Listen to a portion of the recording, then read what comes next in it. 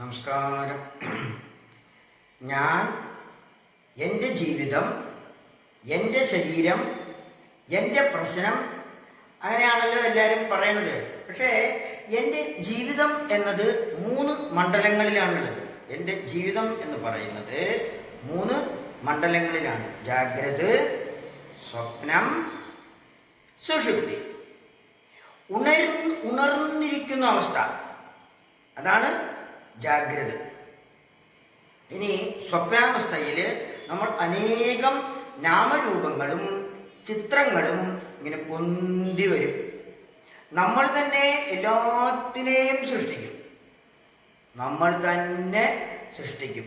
സുഷുപ്തിയിൽ, അതായത് ഗാഢനിദ്രയിൽ, വ്യക്തിബോധത്തോടു കൂടിയ ഒരു ഞാൻ, വ്യക്തിബോധത്തോടു കൂടിയ ഒരു ഞാൻ ഇല്ല,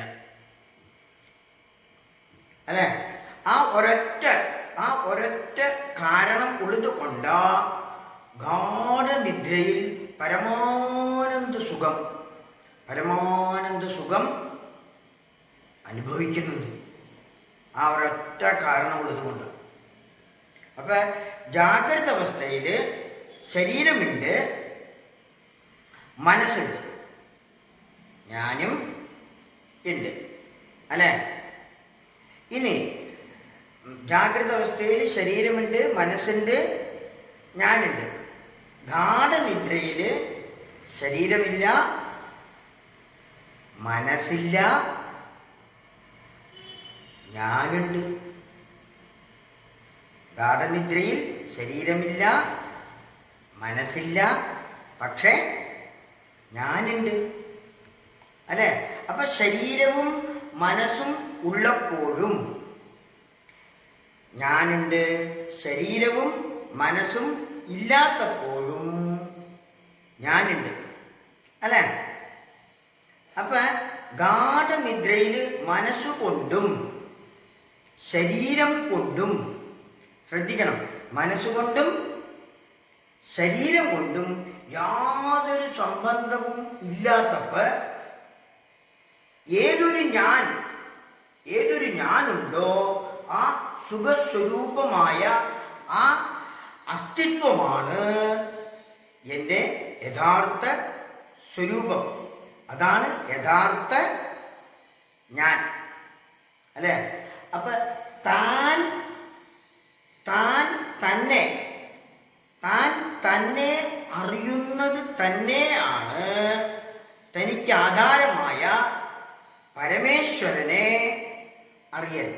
താൻ തന്നെ അറിയൽ, അതാണ് പരമേശ്വരനെ അറിയൽ.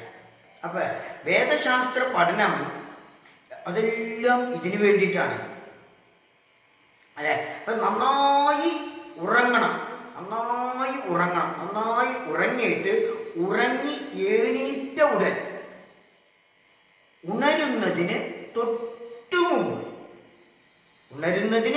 തൊട്ടു മുൻപ് സുഖസ്വരൂപനായ ഞാൻ ഉറങ്ങുമ്പോൾ അങ്ങനെയായിരുന്നല്ലോ.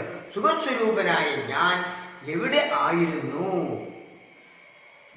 ആ സുഖസ്വരൂപനായ ഞാൻ എവിടെ ആയിരുന്നു എന്ന് ആ സ്ഥലത്ത് പോയി, എവിടെ? ഉറങ്ങി എണീറ്റ ഉടൻ തൊട്ടു മുമ്പ് ഉണരുന്നതിന് തൊട്ടു മുമ്പ് ഞാൻ എവിടെ ആയിരുന്നു എന്ന് ആ സ്ഥലത്ത് പോയി അന്വേഷിക്കണം. അപ്പൊ ഒരു ജോലിയും ചെയ്യാതെ ഉറങ്ങുന്ന സമയത്ത് പരമാനന്ദ സുഖം അത് എന്നിൽ തന്നെ ഉണ്ടായിരുന്നു. ആ സുഖം ഞാൻ തന്നെ ആണോ എന്ന് നിരന്തരം വിചാരം ചെയ്യണം.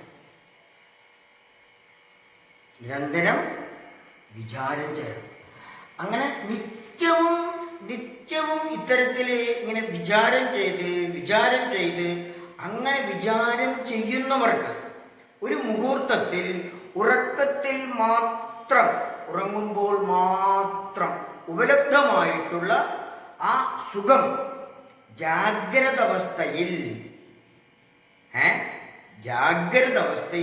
ബോധപൂർവം ദർശനം ലഭിക്കും. ഉറക്കത്തിൽ മാത്രം ഉപലബ്ധമായിട്ടുള്ള ആ സുഖം. അപ്പൊ ഞാൻ ഉണ്ട് എന്ന അനുഭവത്തില്, ആ അനുഭവത്തിൽ ഏകാനുഭവമേ ഉള്ളൂ. ഞാൻ ഉണ്ട് അവിടെ കണ്ടല്ലോ, ഞാൻ ഉണ്ട് എന്നുള്ള ആ അനുഭവത്തിൽ ഏകാനുഭവമേ ഉള്ളൂ, രണ്ടില്ല. കാണാനും കാണപ്പെടാനും രണ്ട് ഞാൻ ഇല്ല അല്ലെ? അപ്പൊ തന്നെ തനിക്ക് അറിയാൻ സാധ്യമല്ലെങ്കിൽ പിന്നെ എങ്ങനെ നമ്മൾ ഈശ്വരനെ അറിയും? നമുക്ക് നമ്മളെ അറിയാൻ സാധ്യമല്ലെങ്കിൽ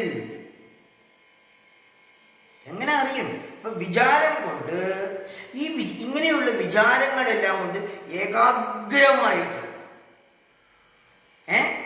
ഏകാഗ്രമായ ബുദ്ധി, ഈ ഇങ്ങനെയുള്ള വിചാരം കൊണ്ട് ഏകാഗ്രമായ ബുദ്ധി ആ പരമപദത്തിനെ അറിയും.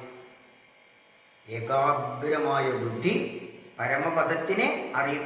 ഈ ഉൾക്കാഴ്ച കൊണ്ട് നമ്മുടെ അധിഷ്ഠാനം എന്താണ്? ഈ ഉൾക്കാഴ്ച ഇങ്ങനെ നമ്മൾ വിചാരം ചെയ്യുമ്പോൾ അതൊരു ആ വിഷയം നമുക്ക് മനസ്സിലാകുമല്ലോ, അറിയുമല്ലോ, നമ്മൾ അതിലായിരിക്കുമല്ലോ. അങ്ങനെ നമുക്ക് ആ ഉൾക്കാഴ്ച, നമ്മുടെ അധിഷ്ഠാനം എന്താണ് എന്ന് നല്ലവണ്ണം തെളിഞ്ഞ് സ്പഷ്ടമായി ബോധ്യപ്പെടും. അതാണ് യഥാർത്ഥ ഞാൻ. അതറിയാനുള്ള ഭാഗ്യം ഓരോരുത്തർക്കും ഉണ്ടാവട്ടെ എന്ന് പ്രാർത്ഥിക്കുന്നു. ഓം ശാന്തി ശാന്തി ശാന്തി. ഹരി ഓം.